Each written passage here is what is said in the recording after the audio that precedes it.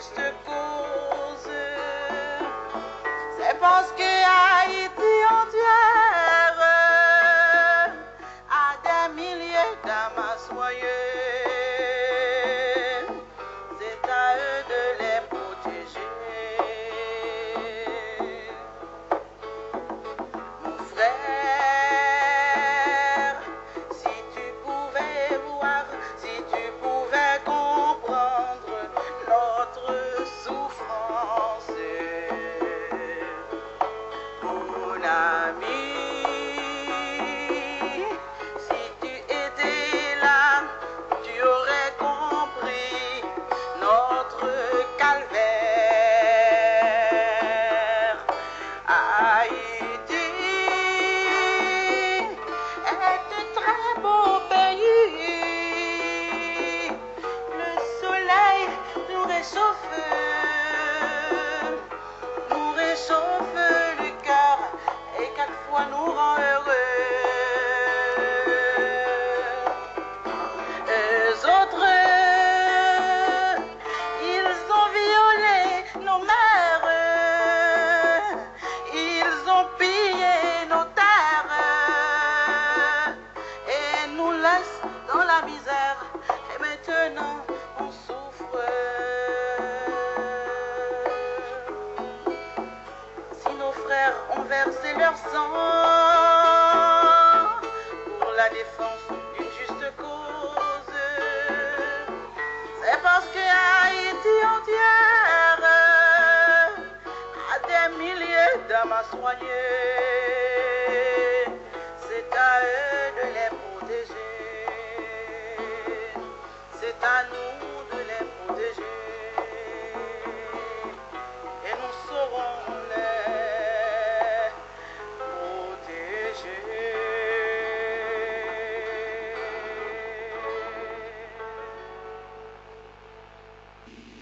Mesdames, Messieurs, bonsoir, bonsoir en direct d'Haïti par satellite. Un bonsoir que partage avec moi la chanteuse Barbara Guillaume, que vous venez d'entendre. Alors qu'il est 20h05 en Suisse, il est 14h05 en Haïti, nous sommes installés avec nos caméras au cœur même de Port-au-Prince, au cœur même de cette capitale. Installés ici avec nos caméras et celles de la radio-télédiffusion nationale haïtienne.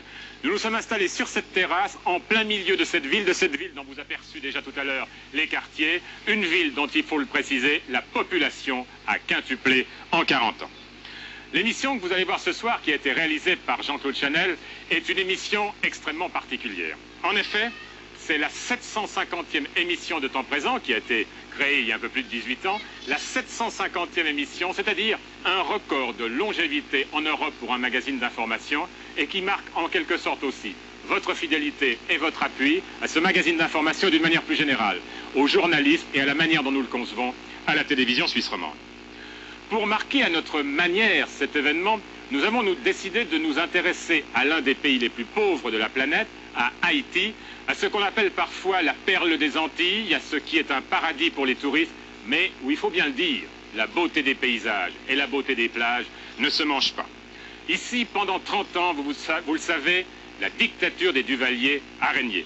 Résultat, on le constate quand on vient ici, un pays pauvre, un pays exsangue, un pays qui a le niveau de vie le plus bas de l'hémisphère occidental, un pays dont les habitants ont l'une des espérances de vie les plus faibles du monde. Il y a une année, c'était le 7 février 1986, il y a 13 mois à peu près, Jean-Claude Duvalier devait quitter Haïti et c'était ici un immense espoir, un espoir de changement. Mais, vous allez le constater ce soir, l'héritage qu'il a laissé est extrêmement lourd et les problèmes sont immenses. Et c'est d'eux que nous allons vous parler ce soir, des problèmes de ce pays extrêmement pauvre, dans la volonté de ce que nous avons toujours réalisé à temps présent, à savoir de témoigner de la réalité, tout d'abord bien sûr de la réalité helvétique, mais aussi de la réalité parfois plus tragique du monde qui nous entoure.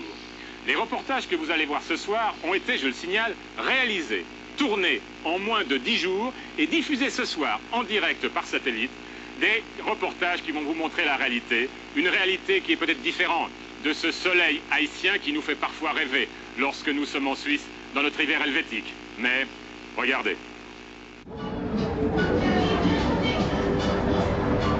À Première vue, les rues ensoleillées de Port-au-Prince offrent une image colorée et bruyante qui satisfait le touriste pressé, mais qui lui masque la réalité d'une situation économique et sociale catastrophique. Derrière la beauté de ces images se cache en effet le profond dénuement de cette foule dont les conditions de vie se sont détériorées ces dernières années.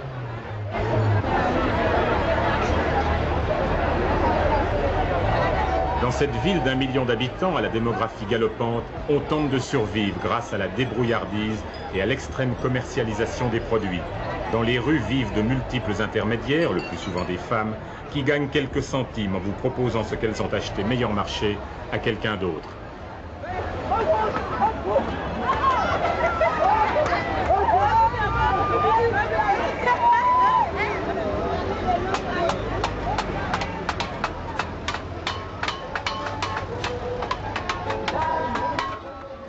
Port-au-Prince, c'est aussi un monde de petits artisans dont l'activité leur rapporte à peine de quoi manger dans un pays où beaucoup de familles ne font qu'un repas par jour. Pourtant, ces Haïtiens sont à leur manière des privilégiés, puisqu'ils ont un travail dans une ville où les 2 tiers des hommes sont au chômage.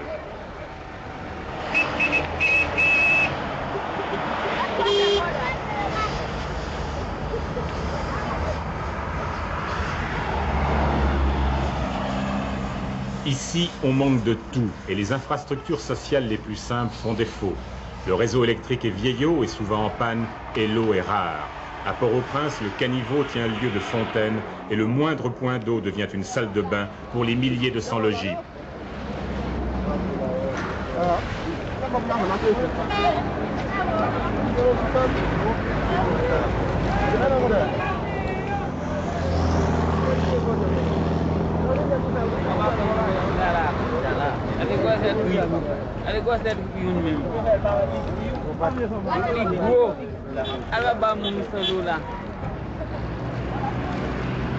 Dans une ville où 13% des maisons seulement ont l'eau courante et où les conditions d'hygiène sont déplorables, l'eau potable demeure un luxe.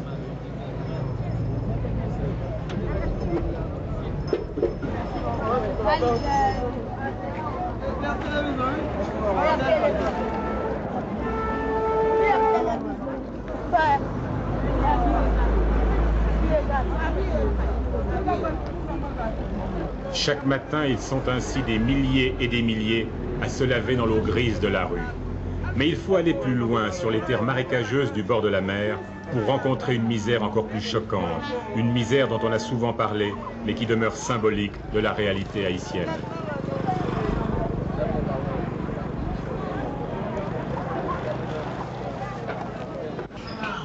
Nous sommes ici dans l'un des bidonvilles de la capitale. 300 000 personnes s'entassent dans ces baraques de tôle et de carton, dans ces abris de fortune dépourvus d'eau, d'électricité et de toilettes.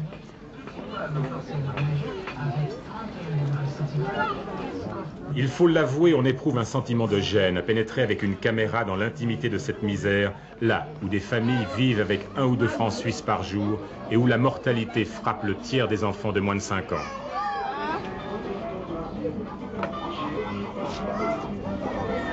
Ce bidonville grandit régulièrement, la misère poussant les paysans à fuir les campagnes et à s'y installer dans l'espoir de trouver du travail ou d'obtenir un visa pour un autre pays.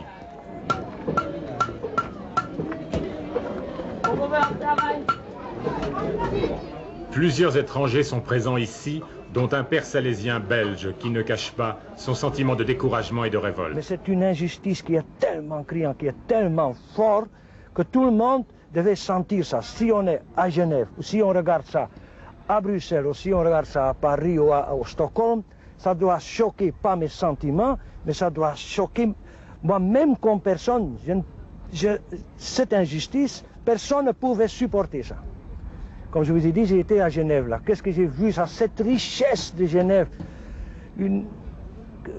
Tout est pour ainsi dire presque parfait. Je ne dis pas, là il y a aussi ces problèmes. Mais c'est presque parfait. Et quand je vois ça ici, regardez.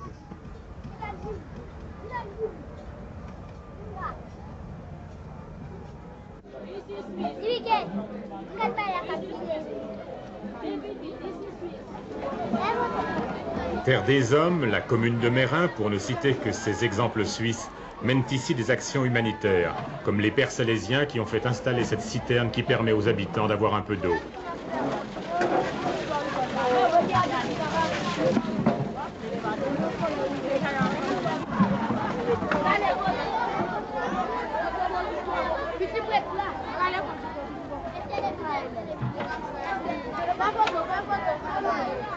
Jusqu'à maintenant, cette zone ici, avec ces 200 000 personnes, sont restées calmes. Ils sont restés ici, heureusement, parce que si cette zone quitte ici, si Cité Soleil prendra un jour la rue pour aller à Port-au-Prince, en dedans, vous verrez quelque chose qu'on n'a jamais vu. Ça sera Jamais vu. l'explosion.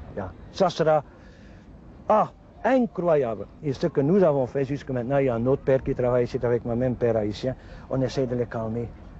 Parce qu'on ne voit pas que ça, c'est la solution. Tout ce qu'on construit, chaque jour, ils viennent plus qu'on ne pourrait jamais construire, qu'ils ont aussi un logement plus ou moins humainement, convenablement. Vous pouvez essayer à n'importe quel niveau, à n'importe quel point de vue, vous êtes pour ainsi dire inondé par les problèmes et par la profondeur et la complexité de ces problèmes ici. C'est à tout point de vue. On peut parler au point de vue alphabétisation, au point de vue chômage, au point de vue religion. Tout ça, c'est un problème qui nous dépasse. Ce sont des problèmes qui nous dépassent vraiment. Je suis pessimiste et j'ose le dire, je suis découragé. Mais je continue sans trop raisonner, je continue et je resterai ici si longtemps possible. Je resterai ici. Claudette, vous êtes responsable social en Haïti. Est-ce qu'on peut vraiment parler à propos de ce pays d'une situation sociale catastrophique? Je le crois volontiers, Claude. Effectivement, la situation économique est très difficile. Bon, elle a toujours été difficile, mais cette temps-ci, la situation s'est détériorée. Parce que 12 000 emplois, disons de 12 000 personnes qui ont été licenciées récemment, d'une part parce que certaines usines ont fermé, et soit parce que c'est là la politique du Fonds monétaire international et de la Banque mondiale, mais il y a d'autres patrons également qui ont fermé les usines parce que maintenant le climat politique est instable, quoi. Nous ne leur offrons pas autant de garanties pour la main-d'œuvre. Est-ce qu'on peut dire qu'au point de vue des infrastructures sociales, il y a un retard tragique ici? Certainement. Tout est à faire. Vous voyez que ce soit au niveau de la santé, au niveau de l'éducation, les routes. En fait, c'est un pays pratiquement à construire. Mais pourtant, il y a une volonté des gens de faire les choses quand on discute avec eux. Absolument. Et c'est là notre histoire. Tout à l'heure, le père Lano disait qu'il était presque découragé. Moi, je crois qu'on peut garder de l'optimisme, mais surtout parce que le peuple veut que la situation change. Et il est prêt, disons, à mettre les mains pour changer la situation. Quelle serait la priorité des choses à faire pour vous? Oh, c'est difficile à faire. J'ai l'impression qu'il faudra toucher dans différents secteurs à la fois. Mais créer du travail, c'est sûr. Parce que les gens ont besoin de travail. Pour cela, ils émigrent, ils vont un peu partout. Et vous voyez, il y en a qui acceptent des conditions de travail difficiles, plus de 16 heures parfois par jour. Donc c'est ça, le peuple a besoin de travail. On a cité un exemple dans ce reportage qui est le problème de l'eau. Est-ce qu'il y a dans d'autres domaines, le domaine sanitaire ou autre, une situation semblable? C'est exact, tu as bien trouvé. Vous avez pris le problème de l'eau, vous auriez pu prendre le problème de santé et aller filmer, disons, les dispensaires ou bien nos hôpitaux. Et vous verriez qu'il y a beaucoup de pénuries et les besoins, c'est immense. Tout est à faire. Tout est à faire, c'est exact.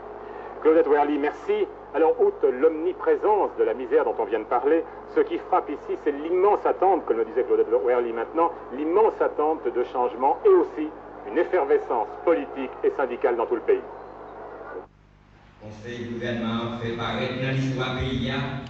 Au pouvoir depuis le départ de Jean-Claude Duvalier il y a une année, l'armée assure la responsabilité du pays. Président du gouvernement provisoire composé de militaires et de civils, le général Nanfi, appuyé par les États-Unis et les milieux d'affaires, s'est engagé à assurer la transition démocratique qui devrait aboutir en novembre à l'élection d'un nouveau président. Assumant un lourd héritage, les militaires tentent de mettre en place de nouvelles institutions comme ces groupes ruraux dont les responsables sont accueillis au palais présidentiel.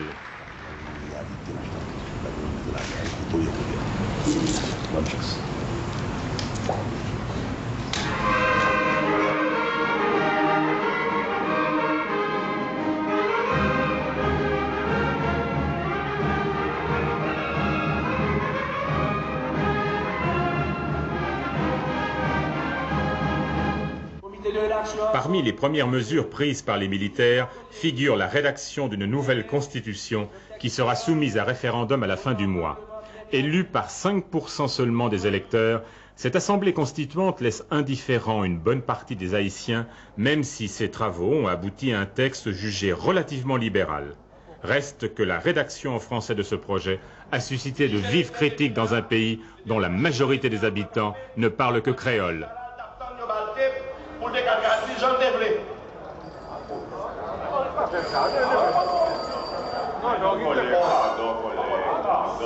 Si je dis, j'ai demandé de faire l'éloge de Pasteur Boris.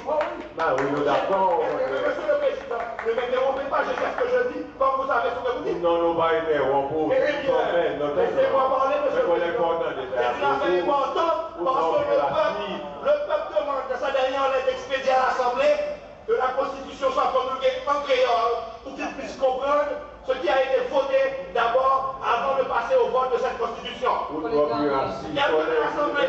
Il y a un peu de l'Assemblée. Mes amis, soyons honnêtes. C'est ce que je veux vous dire. Merci.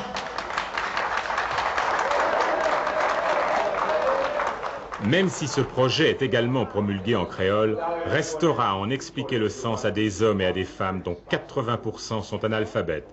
C'est ce que tentent de faire divers groupes de conscientisation alors qu'est également entreprise une importante campagne d'alphabétisation. Ici, une animatrice de l'église méthodiste explique à un groupe de femmes le rôle d'une constitution.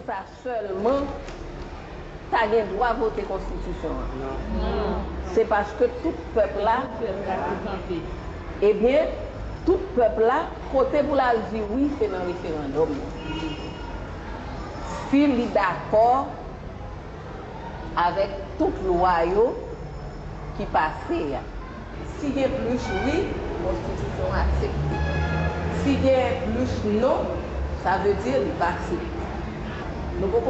C'est en assistant à une telle réunion qu'on prend conscience de l'ampleur des problèmes qu'affrontent les dirigeants haïtiens et de l'héritage tragique laissé par les Duvalier. Tout le monde doit voter dans bonnes conditions. Et puis, il faut aussi apprendre à voter et à comprendre la signification des couleurs des bulletins de vote. Bulletin Chénandier, c'est jaune. Bulletin Jérôme, c'est rose.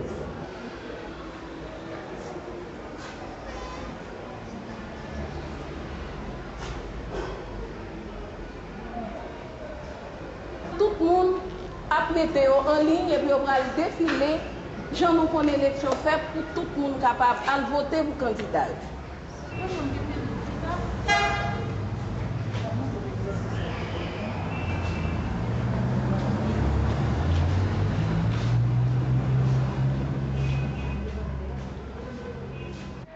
Dans tout le pays, c'est l'explosion verbale. On discute, on s'organise, on prépare l'avenir, comme ces étudiants réunis à la veille de leur congrès et qui, en chanson, se moquent des Blancs, c'est-à-dire des Américains.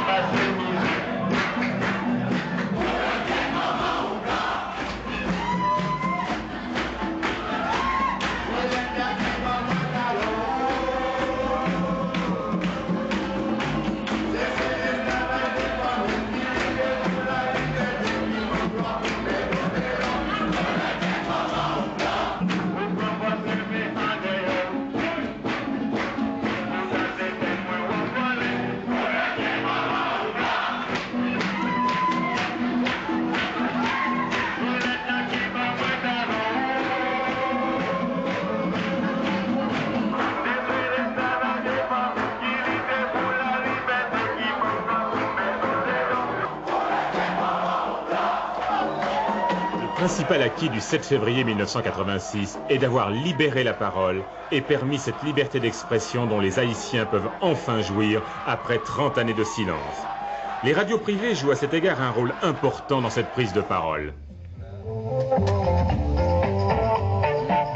Radio Soleil, c'est l'Église catholique pour évangélisation, éducation, information, distraction.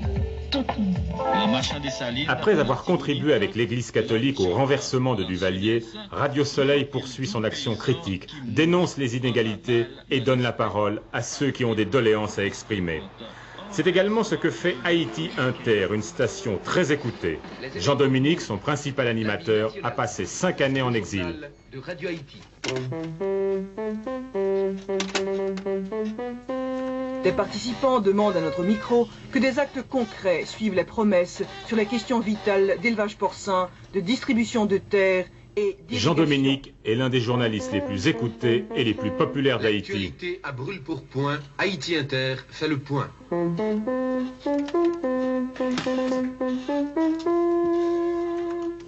Il serait intéressant de jeter à présent un regard sur toutes les manifestations parallèles de la volonté des paysans, volonté réelle celle-là, d'une prise en charge par eux-mêmes des affaires de leur collectivité.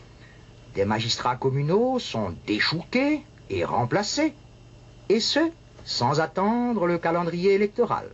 Des chefs de section idem, et même des employés et fonctionnaires locaux tels percepteurs des taxes, etc., etc. La plus importante manifestation de cette révolte latente est évidemment le refus par les paysans de payer les taxes locales, refus qui fait tache d'huile. Mais le présent pour les militaires, le présent les met face à face à une église militante, une église de base, qui elle aussi depuis des années investit l'arrière-pays. Dans cet espace, là encore, comme ailleurs, les militaires font face à l'église.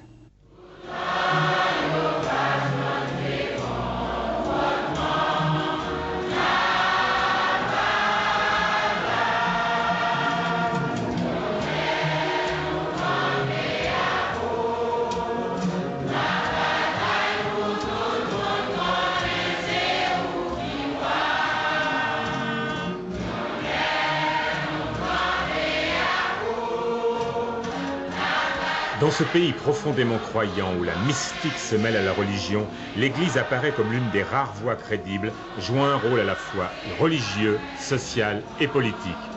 Si la hiérarchie fait preuve d'une certaine prudence, en revanche, nombre de jeunes prêtres s'engagent activement aux côtés des plus démunis. C'est le cas du père Aristide qui déjà dénonçait violemment le régime Duvalier et dont les messes se transforment rapidement en réunions politiques, en un étonnant dialogue avec la foule, venu chercher ici la promesse d'un monde plus juste. C'est ma frère, Jeanne, bonjour. Famille rassemblée comme chaque dimanche au nom papa, à petit là, à l'Esprit Saint. Amen. Ce jour-là, le père Aristide évoqua d'abord en créole les rapports entre les États-Unis et Haïti, symbolisés par deux femmes. Qui coiffe que le prend? Comment ça va pour descendre en bas? Belle cheveux là sous l'eau. Le payen. Est-ce qu'elle joue un produit, bon produit pour mettre dans les cheveux? Bonnes oreilles, le sac la donne. Ok. D'accord. Toutes ongles, le sac la donne. Diamant. Rad qui souli. $1. Bon homme qui dit, rad qui souli a fait $1. Ok. Béatrice pourra le montrer nous rapidement comment Mrs. USA marche brodé. En avant. Passez là. En avant.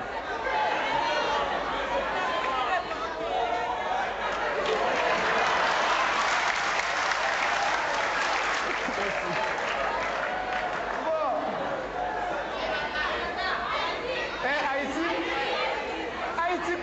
Haïti, vous devez montrer comment marcher? Bon, ok.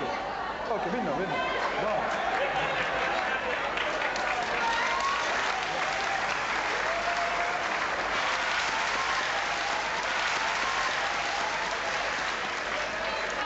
Ok. S'il y a ce contraste si flagrant entre les États-Unis et Haïti, c'est pas parce qu'au niveau théologique, Dieu nous a abandonnés et qu'entre-temps, Dieu prend soin des États-Unis, mais c'est parce que, comme l'une des causes, notre richesse a été et est et sera volée par les États-Unis. C'est clair, Dieu ne nous a pas abandonnés. De notre côté, il y a la misère. Dieu, s'il nous aime, s'il ne nous abandonne pas, il ne saurait tolérer cette misère. nous sommes les enfants de Dieu, est-ce que les États-Unis ne sont pas les enfants de Dieu? Oui. Si les États-Unis, eux aussi, sont des enfants de Dieu, est-ce que réellement les États-Unis nous aident? Ou au contraire, est-ce que les États-Unis se cachent derrière des aides pour nous exploiter encore davantage? Et nous pointons du doigt ceux que eux-mêmes ils appellent les aides pour dire à ces pays que nous comprenons le jeu et que nous ne sommes plus disposés à marcher à genoux pour quémander, mais à nous mettre debout pour réclamer justice et dénoncer ce que eux-mêmes ils appellent premièrement aide et ce que eux-mêmes ils appellent pays développés, car à nos yeux, beaucoup de ces pays, en commençant par les États-Unis, ce sont des pays sous-développés au niveau humain. Ce fut ensuite au tour de la Suisse d'être mise en cause. Qui ça n'est pas capable de dire dans la banque? Ça n'est pas capable de dire. Côté l'argent, nous, Alchita. Ah, notre argent va en Suisse.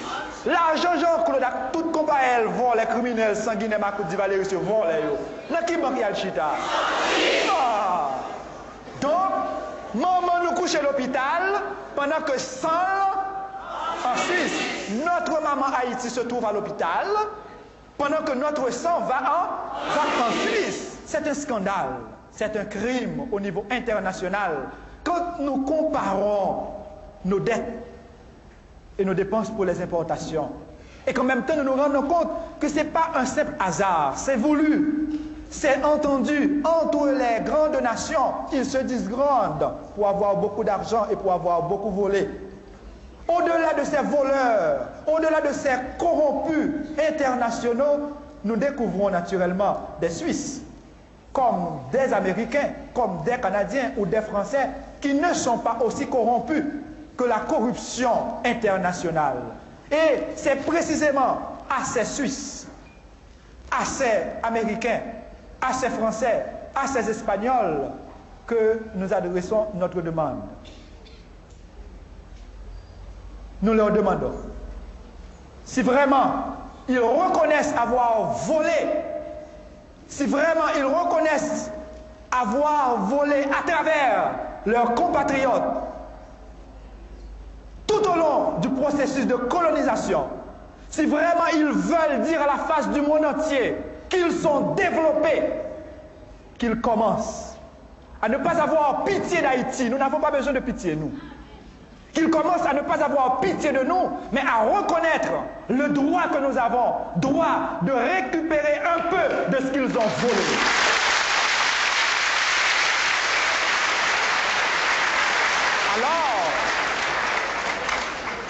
Alors, ils pourront se dire des personnes humaines qui transcendent le matériel pour déboucher sur une dimension spirituelle où la personne humaine se développe continuellement et n'ose pas appeler quelqu'un qui l'a exploité un sous-développé quand lui-même, il est le premier sous-développé.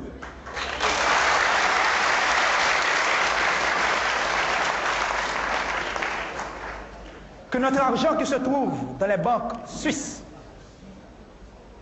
si vraiment des Suisses ou des citoyens du monde reconnaissent que notre sang se trouve dans leurs banques, qu'ils se mettent debout à côté des personnalités honnêtes, internationales, pour dire aidons ce peuple, car son sang se trouve chez nous.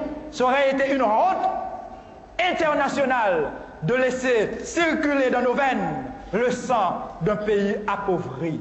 Et qu'un beau jour, Haïti ne dise pas simplement merci, mais qu'ils disent également fierté. Fierté de ceux et celles qui, à travers le monde, ont compris et ont agi. Fierté de cette race noire qui a compris son rôle historique à jouer à la face du monde.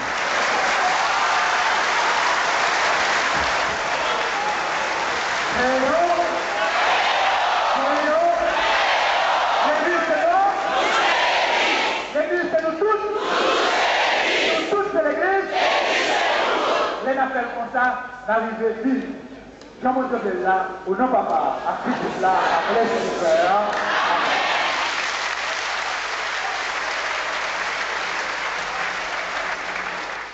mot encore pour vous rappeler qu'à l'heure où devait s'ouvrir en France le procès intenté par les autorités haïtiennes à Jean-Claude Duvalier pour l'argent qu'il aurait indûment prélevé sur les fonds publics, procès qui, vous le savez, a été reporté en France au 7 mai, eh bien, il convient de rappeler que les autorités suisses ont reçu une demande d'entraide judiciaire des autorités haïtiennes et que, par ailleurs, ces mêmes autorités suisses ont décidé en avril dernier de bloquer les comptes et les fonds qu'aurait Jean-Claude Duvalier en Suisse. Serge Gilles, vous êtes rentré en Haïti il y a quelque temps, après, il faut le préciser, 25 ans d'exil. Alors, vous avez été un adversaire des Duvalier. Alors, comment, aujourd'hui, vous qui êtes politologue, vous analysez la situation politique en Haïti? Quelles sont, si j'ose dire, les forces en présence à la veille du référendum et surtout dans la perspective de l'élection présidentielle de cet automne? Bon, alors, vous avez 3 forces en présence. Les autorités établies représentées par le gouvernement provisoire, un gouvernement civilo-militaire, mais un gouvernement qui est loin d'être l'expression politique du vaste mouvement qui a conduit au 7 février 1986 au déchoucage des Duvalier. C'est la raison pour laquelle ce gouvernement a du mal à satisfaire les revendications immédiates autour desquelles le peuple haïtien avait fait son unité pour conduire ce vaste mouvement. Alors, deuxièmement, vous avez l'opposition. L'opposition qui a subi pendant 30 ans ou 29 ans ce laminage duvalieriste. Et cette opposition maintenant qui commence à se réorganiser et traversée aussi par toutes les sensibilités. Ça va du centre droit à l'extrême droite, et si allons au passage que l'extrême droite est représentée en Haïti par la sensibilité duvalieriste. Après, vous avez le centre gauche, en passant par la gauche non communiste, la gauche communiste, et aussi une extrême gauche très faible. Et après, vous avez le peuple. Et le peuple qui, du 7 février à nos jours, a constitué un certain nombre de contre-pouvoirs. Contre-pouvoirs que vous rencontrez au sein du monde paysan, que vous rencontrez, qui traversent aussi la classe ouvrière, et les socioprofessionnels. Et ces contre-pouvoirs sont intéressants, étant donné qu'ils sont déjà des instruments de défense des intérêts de ce peuple. On a le sentiment qu'il y a une certaine méfiance dans l'opinion dans la mesure où le duvalierisme n'aurait pas disparu de toutes les institutions. Bien sûr, il y a une certaine méfiance, parce que le peuple haïtien en a bavé avec le duvalierisme. Et étant donné que jusqu'à présent, la déduvalierisation n'est pas faite, et ça a été une des revendications immédiates autour desquelles le peuple haïtien avait fait son unité, le peuple haïtien avait réclamé la démacoutisation et la déduvalierisation. Et jusqu'à présent, il y a de gros bonnets duvalieristes qui se trouvent tapis, qui se trouvent au sein d'un certain nombre d'administrations. Est-ce qu'une dernière question brièvement, est-ce que vous pensez que le calendrier électoral, c'est-à-dire l'élection présidentielle, ce calendrier sera respecté? Moi, je crois que le Conseil provisoire y tient, le peuple reste méfiant, mais je crois que le Conseil provisoire ne pourra pas faire n'importe quoi, étant donné qu'il y a cette pression populaire. Et je dirais pour terminer que l'organisation politique ou les organisations politiques qui arriveront à mettre en termes politiques, en perspective politique, les revendications charriées par ces contre-pouvoirs, c'est cette organisation politique ou ces organisations politiques qui mettront sur les rails de la démocratie le peuple haïtien. Merci Serge Gilles. Alors, un des problèmes majeurs auxquels est confronté le gouvernement provisoire actuel et d'une manière générale les dirigeants haïtiens est celui de l'éducation, dans un pays dont près de 80% des gens, 80% sont analphabètes. Port-au-Prince, 7 h du matin. Des jeunes portant l'uniforme de leur école se rendent en classe. Des filles et des garçons qui font partie de cette minorité qui a la chance de pouvoir aller à l'école. L'enseignement se répartit ici entre l'école privée, la plus importante, et l'école publique qui manque de locaux, de maîtres et de matériel scolaire. Ainsi, cette école publique accueille 700 élèves par rotation, 350 le matin, 350 l'après-midi, des élèves pour qui la journée commence par un contrôle dit de propreté.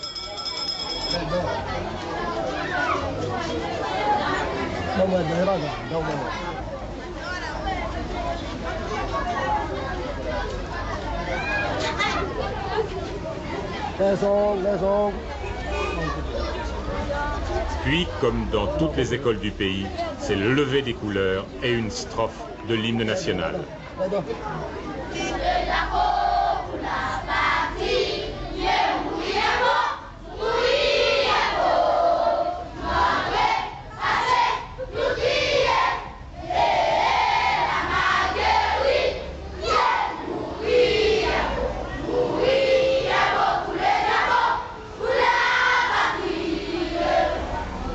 Ce Ce qui frappe immédiatement ici, c'est la petitesse des locaux et la vétusté du mobilier. Ces classes accueillent en moyenne 50 à 70 élèves qui s'entassent les uns contre les autres.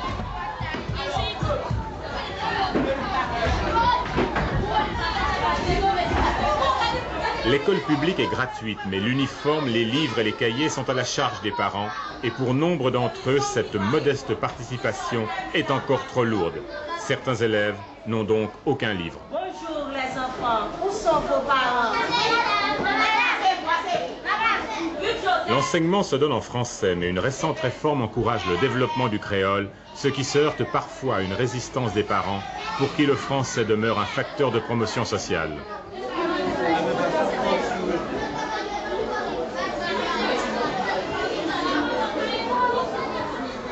La surcharge des classes et le manque de livres rendent difficile le travail des élèves, qui sont si nombreux qu'il est fréquent qu'il faille rajouter des bancs dans les couloirs pour que chacun puisse s'asseoir.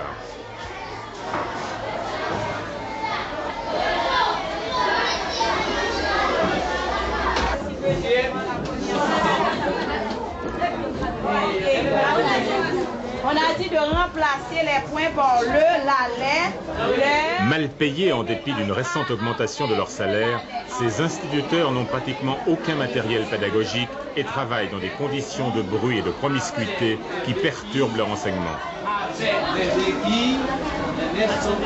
Et quand l'autre classe travaille, ils font du bruit de l'autre côté. On ne peut rien entendre. Parfois, je laisse le cours pour attendre que les autres sont finis et puis de recommencer ici. C'est comme ça.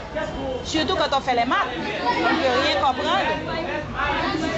Parce que les salles sont trop près. Ici, il y a une grammaire pour 5 élèves.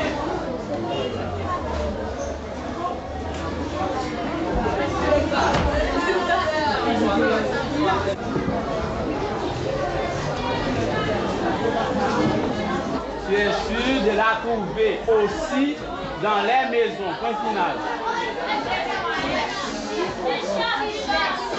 En principe, l'école offre le repas de midi, un repas qui est parfois le seul de la journée pour les plus démunis. Mais le jour où nous sommes venus, il n'y a pas eu de repas. Les élèves n'auront pas de repas aujourd'hui parce qu'il n'y a pas d'eau. Il n'y a pas d'eau. Il n'y a pas d'eau dans tout le quartier? Dans tout le quartier. Est-ce que c'est déjà arrivé qu'il n'y ait pas d'eau à l'école ce mois? Cela est arrivé déjà une première fois. Donc pas de repas? Il n'y a pas de repas aujourd'hui. Alors j'espère qu'ils pourront manger demain.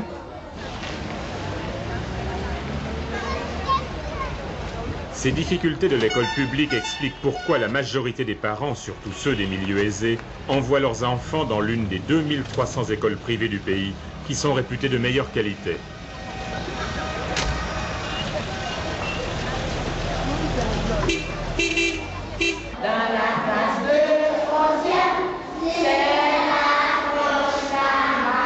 Dans cette école, par exemple, les classes sont moins chargées, les enseignants disposent de matériel pédagogique et les élèves possèdent tous leurs livres et leurs cahiers. Pour inscrire leurs enfants ici, les parents versent en moyenne 25 $ par mois, auxquels il faut ajouter les frais d'uniforme et de matériel scolaire, ce qui représente une dépense importante dans un pays dont le revenu annuel par habitant est de 300 $. Qu'est-ce que nous faisons d'abord? La lecture. Chaque élève amène son repas qui est pris sur place, un autre signe du niveau social plus élevé des familles.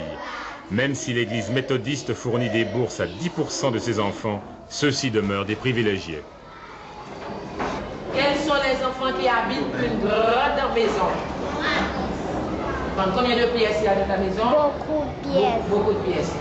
Combien est-ce que tu as ta chambre pour toi seul? Non. Tu ne peux pas compter les pièces? Non, parce que c'est trop. Parle fort, je n'entends pas. Parce que c'est trop. Les personnes qui n'ont pas une grande maison sont... Répète ça par une phrase.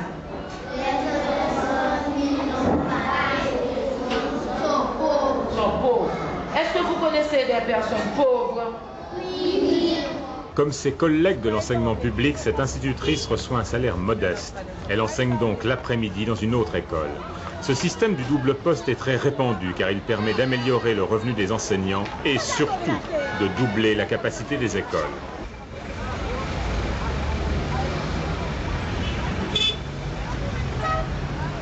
Les enfants que vous avez vus jusqu'à maintenant ont la chance d'aller à l'école, contrairement à ces enfants de la rue. Car près de la moitié des jeunes haïtiens, particulièrement à la campagne, n'ont pas accès à l'enseignement, bien que la scolarité soit obligatoire. En raison du manque de locaux et de maîtres, ils ne peuvent pas être accueillis à l'école et sont abandonnés à eux-mêmes.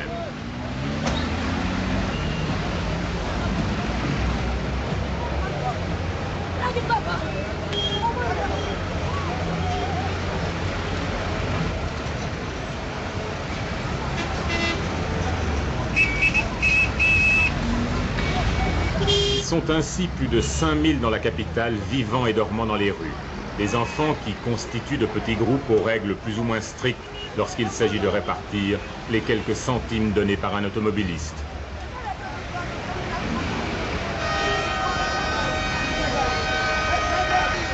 René Desroches, vous êtes le directeur du collège privé qu'on vient de voir maintenant, le collège Bird, dans lequel nous avons filmé, et vous avez été également ministre de l'Éducation pendant les premiers mois du gouvernement provisoire du général Nanfi. Alors, comment en est-on arrivé à cette situation sur le plan de l'éducation en Haïti? Bien, on en est arrivé à cette situation, d'une part parce que l'on doit dire que les gouvernements précédents n'avaient pas accordé véritablement d'importance à l'éducation. Ce qui signifie que l'on n'a pas accordé à l'éducation la part du budget qui normalement devrait revenir à l'éducation. Dans le passé, la part du budget était parfois 9%, 10%, 11%. Bon, cet an dernier, pour cette année-ci, on est arrivé à 17%, ce qui est encore insuffisant, étant donné que la population haïtienne est une population très jeune. En effet, plus de 40% de la population haïtienne a moins de 17 ans.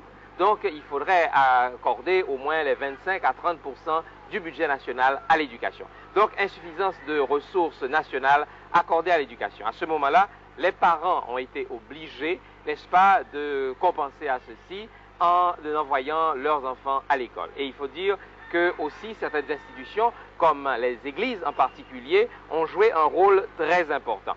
En effet, sur 3000 écoles primaires que nous avons dans le pays, il y a à peu près un millier, n'est-ce pas, qui sont dirigés par des églises protestantes et à peu près 500 à 600 qui sont dirigés par les églises catholiques. Donc ça vous montre le poids, n'est-ce pas, des églises dans tout ceci. Mais il faut dire que la situation que nous constatons en ce moment en Haïti, cette promiscuité, est aussi l'effet d'une autre cause qui, elle, je dirais, est positive, à savoir la soif d'éducation qu'il y a dans ce pays.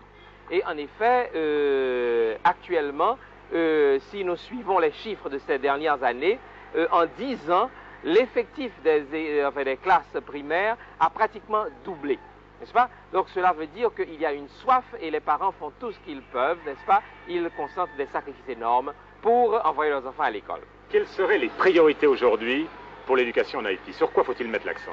Alors sur quoi il faut mettre l'accent? Eh bien moi je crois qu'il faut mettre l'accent sur l'éducation primaire, de telle sorte qu'il y ait au moins 6 années qui soient données à tous les enfants haïtiens. Et je crois que ceci est possible. Tout ce qui nous retient aujourd'hui, ce sont les moyens. Il faudrait d'une part que les élites haïtiennes, parce qu'il y a quand même une élite économique haïtienne, enfin vous le savez certainement, 1% de la population accapare près de 40% du revenu national. Il faudrait que cette élite puisse, n'est-ce pas, concéder aux moyens d'impôts, de taxes, n'est-ce pas, plus d'argent pour l'éducation, qu'il y ait aussi la volonté politique pour le réaliser, et il faudrait aussi qu'il y ait une solidarité internationale. Solidarité internationale qui a commencé déjà à se manifester, parce que, bon, il y a certains groupes, n'est-ce pas, suisses ou autres, qui aident au niveau de l'éducation à travers des institutions religieuses ou autres, mais il faudrait que cette solidarité se manifeste davantage. Et aujourd'hui, nous avons la chance d'avoir un programme d'éducation réformé, se basant sur le créole, qui permet de diffuser la connaissance de façon plus efficace et de façon plus rapide. Merci René Desroches. Comme la 4e volet de notre enquête après l'éducation, c'est la situation économique et notamment les rapports entre l'économie haïtienne et l'économie américaine. Regardez. Vous posez la question que vous avez envie de poser. Pour bien comprendre l'économie haïtienne, il faut avant toute chose prendre conscience de son étroite dépendance vis-à-vis des États-Unis. Un thème constant de débat au sein des universités est cher à Hervé Denis, professeur d'économie. Comme vous le savez, depuis 71-72, le secteur de production en Haïti le plus dynamique, c'est le secteur de la sous-traitance ou de l'assemblage pour l'exportation. C'est le secteur le plus dynamique et c'est un secteur dont la part dans les exportations totales a énormément augmenté au cours des 10 dernières années. Et la part des produits de l'assemblage dans les exportations, cette part a dépassé celle du café, du cacao, bref, des produits agricoles que nous exportons traditionnellement.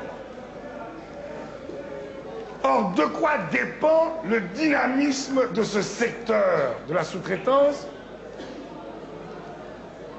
Il dépend essentiellement de la demande provenant de l'extérieur et, dans ce cas concret, des États-Unis. Ce sont des donneurs d'ordre américains, des firmes américaines, des hommes d'affaires américains, sont des donneurs d'ordre américains qui commandent des produits aux industries d'assemblage et de sous-traitance en Haïti. Il n'y a pas de contrat formel. Donc à n'importe quel moment, ces donneurs d'ordre peuvent rompre la relation. Et les usines en Haïti sont obligées dès lors de fermer. Même pour son budget de fonctionnement, l'État haïtien dépend des fonds fournis par la USAID. En d'autres termes, l'État haïtien serait souvent en cessation de paiement, ou du moins l'État haïtien serait incapable de payer ses fonctionnaires si l'État haïtien ne recevait pas périodiquement des fonds du gouvernement américain lui permettant d'assurer le versement des traitements aux fonctionnaires.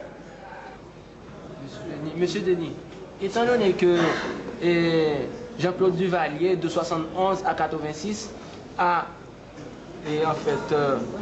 reçu plus de 500 millions de dollars de l'extérieur.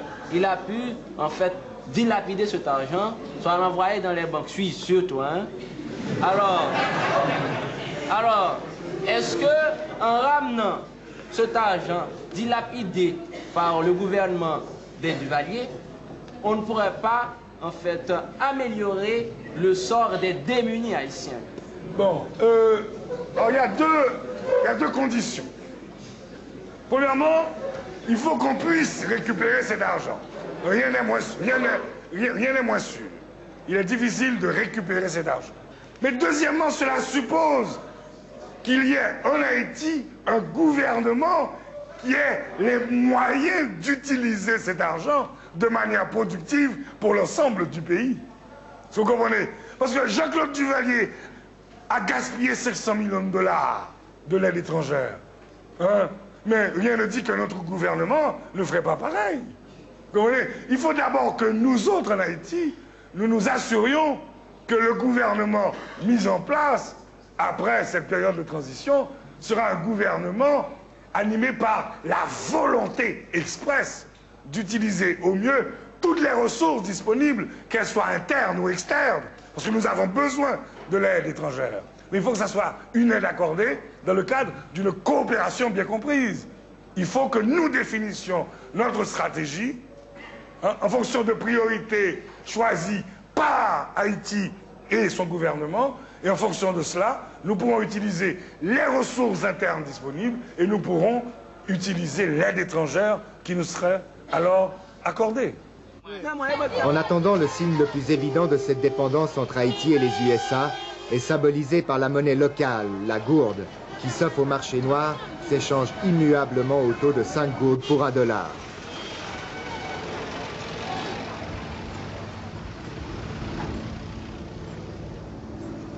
Dans les usines d'assemblage auxquelles se référait Hervé Denis dans son cours, la matière première arrive directement des États-Unis. L'intérêt de l'opération résidant bien sûr dans la main-d'œuvre bon marché et qui jusqu'au 7 février 86 s'avérait particulièrement docile.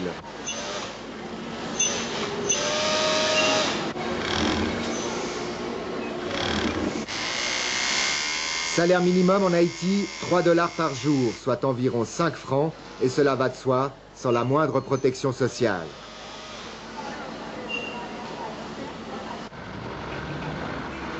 Mais le comble du paradoxe de cette industrie de sous-traitance fait d'Haïti le premier producteur mondial de balles de baseball, le sport national américain.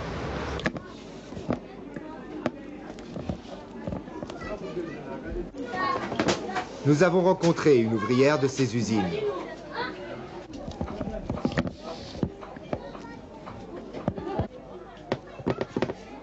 Elle habite une unique pièce d'un quartier pauvre de Port-au-Prince. Seule pour nourrir ses 5 enfants, elle doit poursuivre ce travail pénible, chez elle, le soir. Une situation loin d'être exceptionnelle dans son entreprise.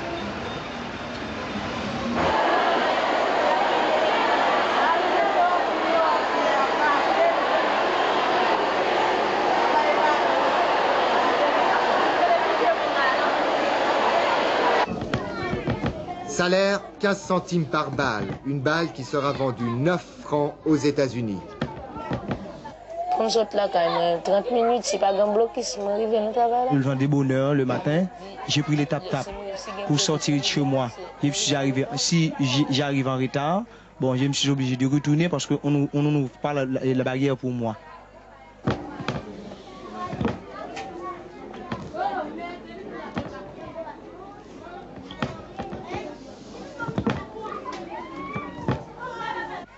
Qu'est-ce que vous mangez à un repas le soir, par exemple? Qu'est-ce que vous mangez? Je ne peux pas dormir, faire la bouillie chocolat. Du liquide. Du liquide, s'il en a. Tous les jours? Pas tous les jours. Pas tous les jours. Et les autres jours? Et les autres jours? Qui joue l'autre jour, qui s'en prend? L'autre jour, manger du riz à midi. Je mange le riz ou bien le maïs. Il y a des jours où vous n'avez rien à manger? Est-ce qu'il y a un jour où vous ne pas prendre rien? Oui. Devant le refus du patron américain de cette usine de répondre à nos questions, nous nous sommes adressés à un chef d'entreprise haïtien, M. Max Villard. J'ai commencé dans la couture des balles de baseball qui étaient destinées uniquement au marché américain. Donc ceci dans le but d'utiliser la main-d'œuvre haïtienne, bon marché, compétitive et aussi une main-d'œuvre de qualité.